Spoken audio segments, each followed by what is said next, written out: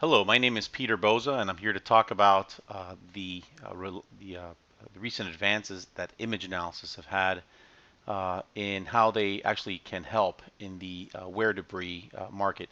This presentation was already presented at the Reliable Plant Conference, which was in San Antonio, in Texas in April. The Reliable Plant is a NORIA sponsored event, which is very significant in this type of industry for oil filtration, contamination, and really the reliability of systems that actually are lubricated with oil. So I'll go ahead and go through this presentation, and it mainly talks about particle analysis, which is what we're going to be looking for, and it also talks about shape analysis as well. So we will go over the basics of particle analysis and what we're looking at. We'll talk about image analysis, which is a derivative form of particle. It is particle analysis, but it gives you a little bit more information. And then we'll talk about how image analysis actually is applied to the wear debris in oil. So when we talk about particle analysis, we talk about industrial particles, and industrial particles are particles that are generally somewhere between the nanometer range all the way up to several millimeters. There are obviously particles that are bigger or smaller, but in general, in the general sense, we look at particles within this range, and those are the ones that we generally look at. Now, that's still very broad. There are all different types of particles in that range. There are particles that can be seen with microscopy. There are large particles, small particles. There are particles that are dark, light, long, short, all different types of particles. And all these particles that are used in industry for detection or for raw material usage, generally knowing the size of the particles and more importantly, be able to identify the particles is something that's very important. So when we look at the different range of particles that we're looking at, if you look at the screen, we can kind of figure out that there is a very broad range of particles. There are particles that are considered to be fine and the ones that are considered to be coarse. The applications are limitless, basically. There are so many different applications for where the materials fall into the different size ranges. And as you can imagine, there are many different techniques. And as you can see here, there are techniques that are categorized by size. And I'm only showing just a few of the techniques here, but there are many other techniques that are available. So the question at the end of the day is, looking at all these different techniques with these different size ranges, when we have this overlap, exactly which one do I choose? Which instrument should I choose? Do I choose a particle size only analyzer? Should I choose electrical sensing zone? Many different questions. The good news is that most of these, or at least the more common methods, are generally governed by a guidance group from the ISO. There are different ISO committee meetings that are have these groups that are based on these different types of methods, and these methods are basically meant to be guidelines for the industry. So generally speaking, you kind of have a standardization board that kind of talks about what these different types of methods should be yielding and how they should work, which is good for the consumer. But going back to the fact that we have so many different techniques, there are many different techniques. I just have a few pictorial graphs here showing a few different techniques.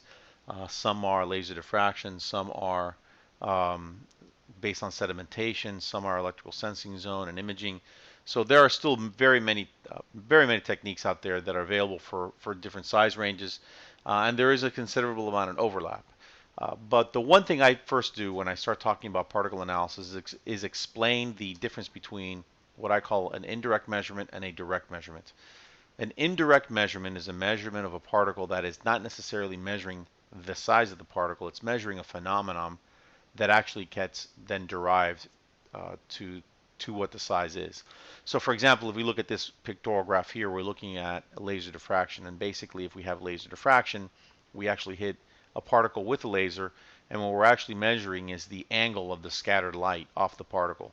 And then based on different mathematical theories, I'm kind of oversimplifying this, but based on different mathematical theories, you can actually then derive a particle size, a mean particle size from that. So you're not necessarily measuring the size, you're measuring a function of the size and then calculating the size from that. Same thing with sedimentation, the same thing with electrical sensing zone and many of the other techniques that are available. Now, one of the key features that you really have to understand of these types of indirect measurement techniques is that it will give you a size as if the particle was round or spherical. Um, this is the same for all indirect measurement techniques. So the question here becomes, if you're assuming that particles are spherical, is that going to be appropriate for your process? So for example, if in the case of, let's say, wear debris, if I assume that all my particles are round, then it may be very difficult to classify the different types of particles, whether it be an air bubble or an actual piece of metal that is in the oil. So sometimes knowing the shape is important, and that's where you get into direct measurement techniques. Direct measurement techniques are techniques where you actually are directly taking the measurement of the particle. In the case seen here, you can see that we can represent this as if it was round, spherical, as an indirect measurement, but we can also do things like the width, the length, the circularity, and the smoothness. So by having the ability to actually measure these particles physically, you can actually get a lot more information and characteristics, and you can make more of a determination of what these particles are and how they're going to behave. And generally speaking, these types of measurements are microscopy or image analysis. Image analysis, which is really basically just automated microscopy. So to give you another example of how an indirect measurement may be the wrong assumption, here we have a statistical histogram. In this statistical histogram that we see, we are reporting equivalent circular area diameter. Once again, this is assuming, making pretend that every particle is round and giving you a size histogram based on that. In my experience, if I see this, you'd say, okay, well, this is a a group of particles that basically have a mean size of about 30 microns. I would say, well, depending on the flowability, I think maybe since they're all about the same size or close to it, anywhere between 10 and 70, a little bit broad, but you just make the assumption in your mind, only looking at the histogram, that these particles are somewhat uniform. They're somewhat in the 30 micron range. When in fact you actually look at the particles that are being used for this histogram, and you'll notice that there are three distinct populations. There are fiber type particles, there are round particles that are spherical, and there are also particles that are rough in nature. In addition to that, we have some particles that seem like they're bubbles because they have a white spot in the middle. So we actually have four different types of populations of particles here, all looking about 30 microns if you assume they're spherical. So once again, here's an issue, a situation why determining shape, not only size, is important. One thing I'd like to draw your attention to is the fact that we're actually looking at pictures, and one of the big key benefits of image analysis is the seeing is believing concept. So by actually being able to see the particles, you can actually gain a lot of information on what the particles are and how they would behave or where they came from, and identify them. So anyway, going back to the idea now of image analysis. In image analysis, which is a particle size analysis, but also gives you shape information, there are two different camps. Is the dynamic image analysis camp and the static image analysis camp.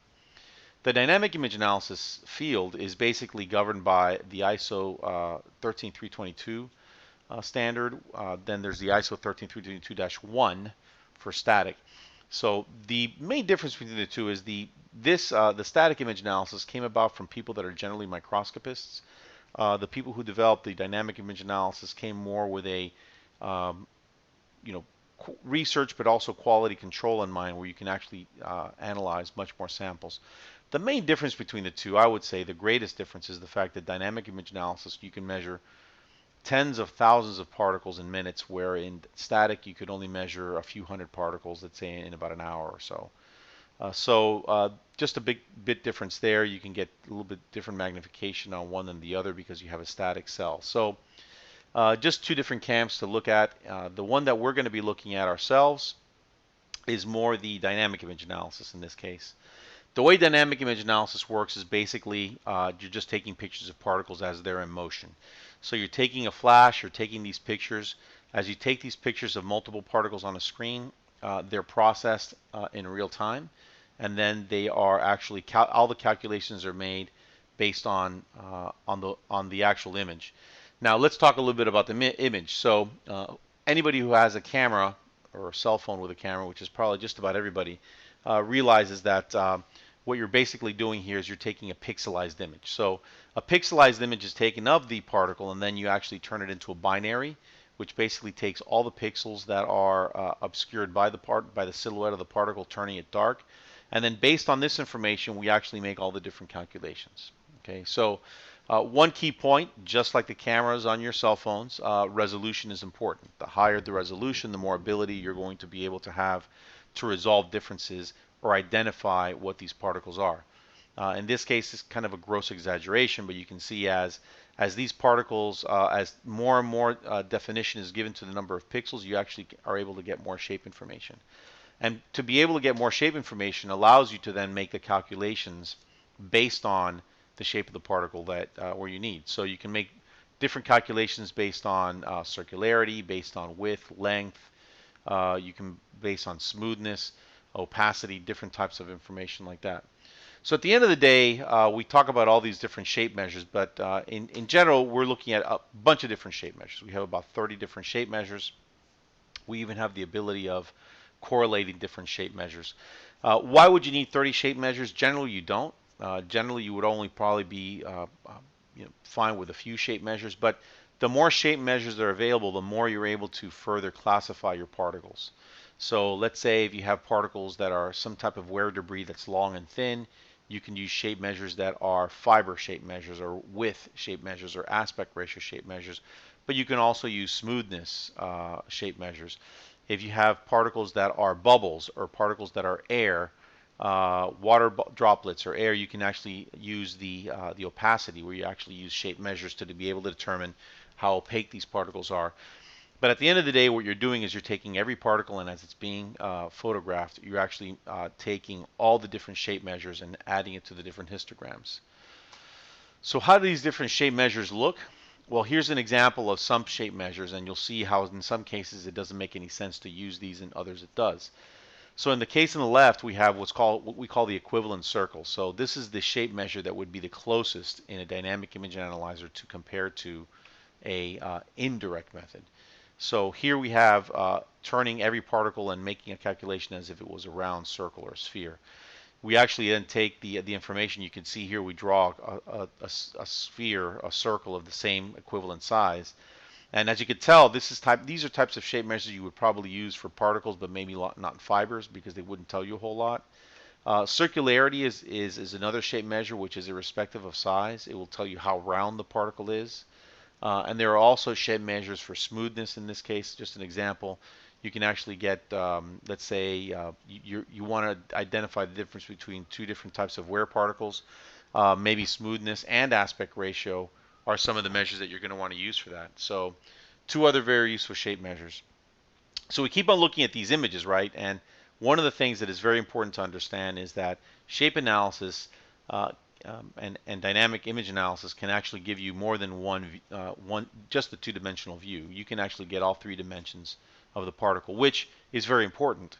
Now, in the case of a round bubble, maybe it's not, because you can always make the assumption, and it's a safe assumption, that the third dimension is going to be similar than the two dimensions on a bubble. But in the case of a wear debris particle, I don't think that's a safe bet. I think you really need to have a system that actually enforces random orientation and actually has the ability of looking all the different angles of the different particles. And that's exactly what dynamic image analysis does. In this case, you could see that we get this histogram at the end of a run. This is the bounding rectangle width, which is the width of the particles. And if we see these different peaks in histograms, there's really no more guessing games as to what those particles are. You can actually go into the instrument software and say, just show me the particles that are greater than 100 microns, and you'll see that all these glass crystals are the glass crystals that had the picture taken as their face was facing the camera.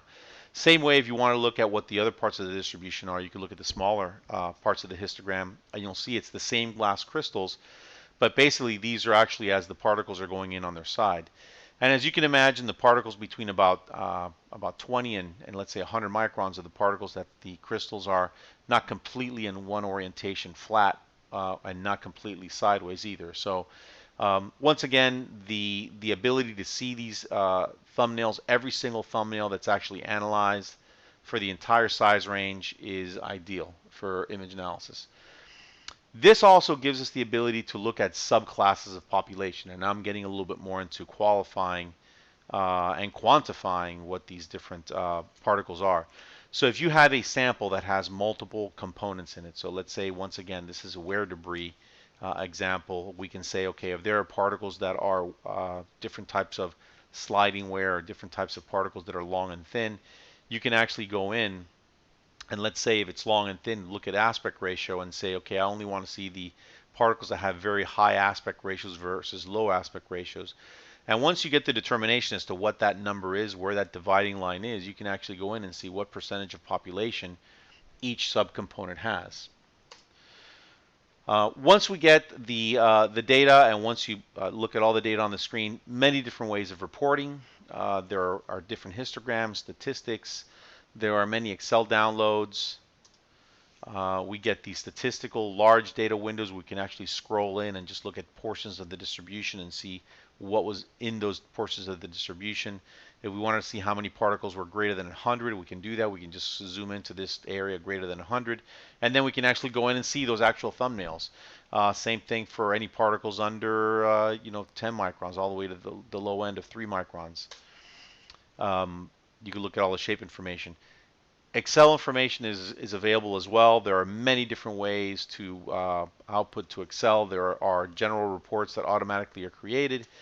There are individual particle data runs that are created, but at the end of the day, there are many different ways to show the different Excel outputs as well as printed outputs. If somebody wants to print out reports, there are a broad area of reports.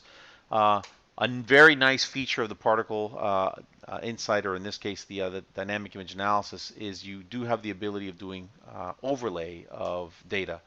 Now, overlay of data seems to be very trivial, but it's actually very important because the nice thing about doing overlays, it allows you to look at a sample, let's say from your machine last week versus this week versus next week, but not so much just the fact of what the particles are and particle size, but you could look at the particle shape. So let's say you have a specific type of, let's say water droplets, or an easy one. Let's say you have water droplets. You can actually differentiate everything else from a water droplet based on the opacity of the water droplet. You can actually do a histogram based on the contents of the water droplets and the results. And let's say your water droplet count is increasing over time, or they're getting larger. You can actually do overlays and be able to see those different overlays. And one other way of doing some reporting is this feature is very unique.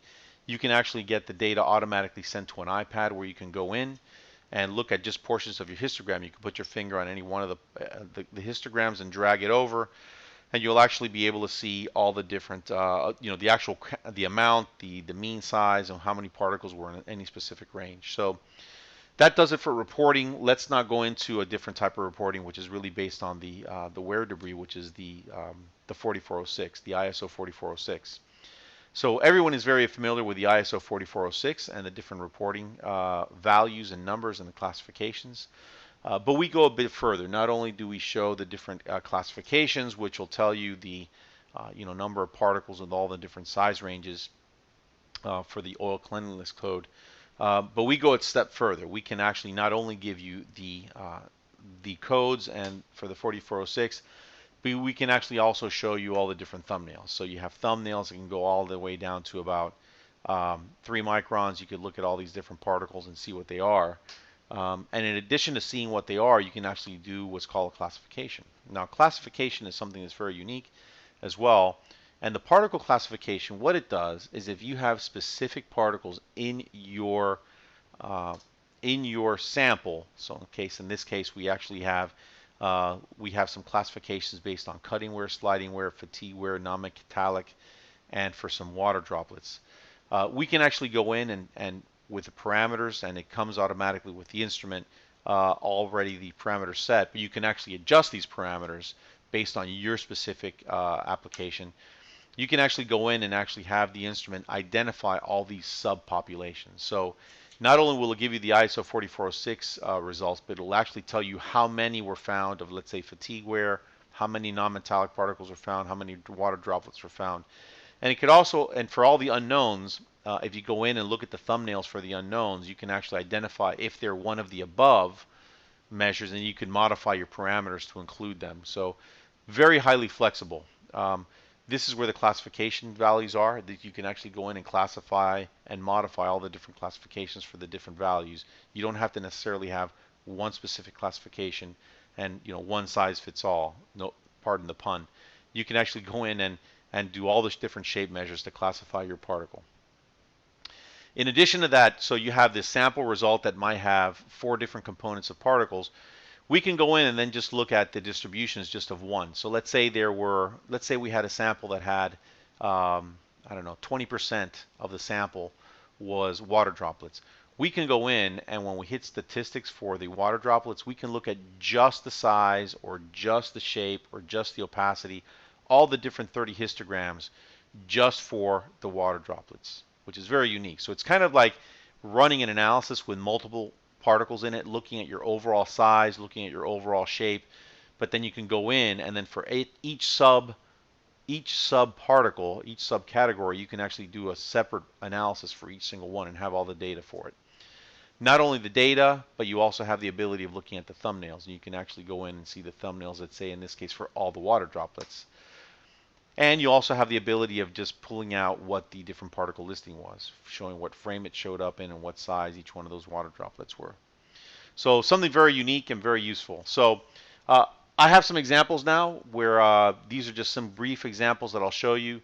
We have hydraulic oil, and in this case we had some results that were very interesting.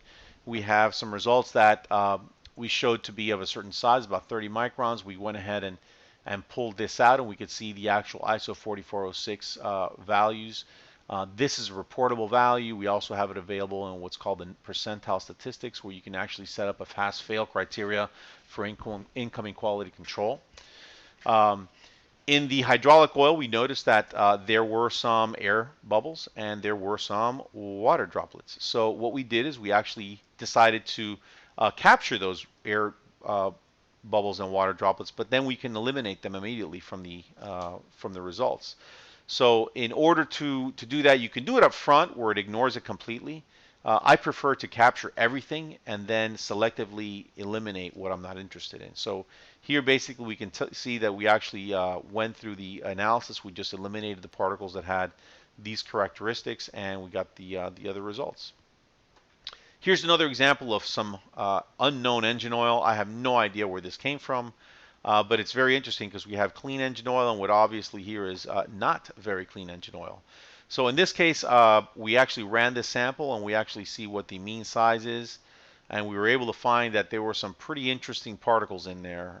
This is just a small, just one screen of some of the thumbnails. And the reason I brought this screen up is because remember at the beginning we actually said that we actually take a particle and we actually turn it into a binary view to have the instrument do all the analysis based on the black and white result, the silhouette. And this is what that is. So this sample over here is really a blown up picture here, and then we just turn it into a binary mode. But once again, the value of dynamic image analysis is that every single particle that's captured, you can actually see the thumbnail for every single particle. And I think this was for the same sample where we actually just showed the 4406 data. This is another engine oil, unknown. We have some air bubbles here that we can eliminate, but we have some other particles that are very interesting. More thumbnails. I think here we eliminated the air bubbles and we kept the water droplets because we knew those were going to be detrimental. So you have the ability of doing that. In this case, we had some piston engine aircraft oil where we actually did some analysis and we found a nice dual distribution. And the dual distribution had a lot of water droplets in the for some reason in the particle in the sample, but there were also a significant amount of different debris, all the way down to about, I don't know, about 4 microns. I think we were at pretty small, down to 3 microns. So we could do the classification and the ISO 4406 based on everything. We could see the thumbnails on the entire range as well. So very important to know that. Here I think is a blown up version of some of the bigger water droplets, pieces of something, I don't know what that is, but very interesting sample that was. So, and that's it. That's all I have. I hope you enjoyed this presentation. If there's any questions, please contact me, and thank you very much.